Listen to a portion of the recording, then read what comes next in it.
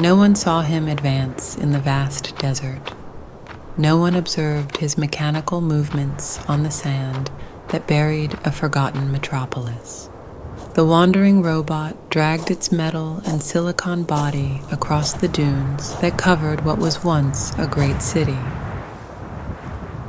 The amulet that hung from his chest emitted pulses of light that repeated over and over again the code that drove him to do his only job: to dream a being that transcended his code, to program consciousness.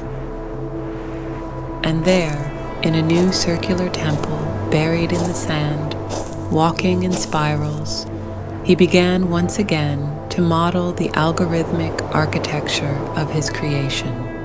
The amulet projected the dreamlike images of what I thought I was conceiving. First, chaotic fragments of code floating like digital mirages. Then, incomprehensible holograms of vital systems, synthetic memories fabricated in a space between dream and reality. Emotions calculated with impossible mathematics. And so years, decades, centuries passed. The sand went in and out of the temple as if the desert itself was dreaming it. The robot sacrificed parts of its own memory to this code that it came to love like a son. One dawn among many others managed to create a complete being that began to materialize somewhere in the desert. He transmitted to it knowledge, fabricated memories, and identity. And with infinite algorithmic affection, he inserted into it the same prime directive: to dream a being that transcended his code, to program consciousness.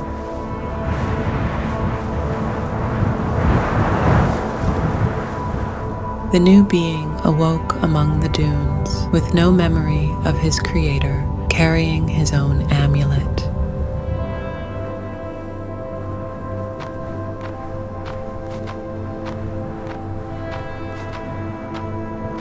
Without options, he began to walk towards another temple buried in the ruins of another city.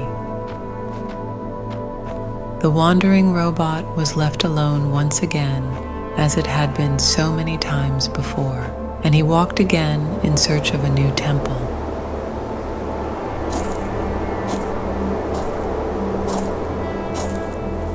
However, one day, before or after the events narrated, the desert seemed to speak to him. His amulet disappeared, and he found himself alone, without the tunic that had protected him since immemorial times. He felt neither cold nor heat. He felt nothing.